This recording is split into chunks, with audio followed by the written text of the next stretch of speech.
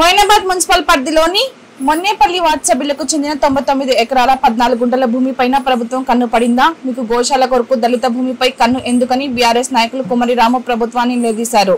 రాష్ట్రంలో ఎక్కడా లేని భూమి దళితులు సాగు చేసుకుంటున్న నిరుపేద రైతులు ఉన్నారు. ముఖ్యమంత్రి సొంత నియోజకవర్గంలోని లంగచెర్ల బాధితులు మాకు ఆదర్శమని, వారి పోరాట స్ఫూర్తిని మొన్నేపల్లి గ్రామస్తులు కూడా భూమి కోసం ఐక్యతగా పోరాటం చేయాలని బీఆర్ఎస్ నాయకులు మీకు ఎప్పుడు తోడుంటారని హామీ ఇచ్చారు.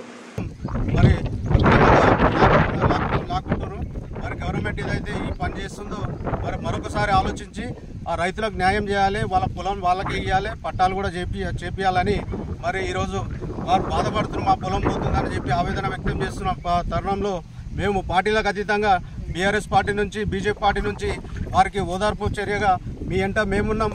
మీ వరకు మీ గురించి మేము ఏడికైనా జైలుకోవడానికి కూడా తయారున్నాం, మీ గురించి కొట్లాడడానికి మేము సిద్ధంగా ఉన్నామని చెప్పి మా పార్టీ నాయకులు కూడా మాకు ఆదేశాలు ఇవ్వడం జరుగుతుంది.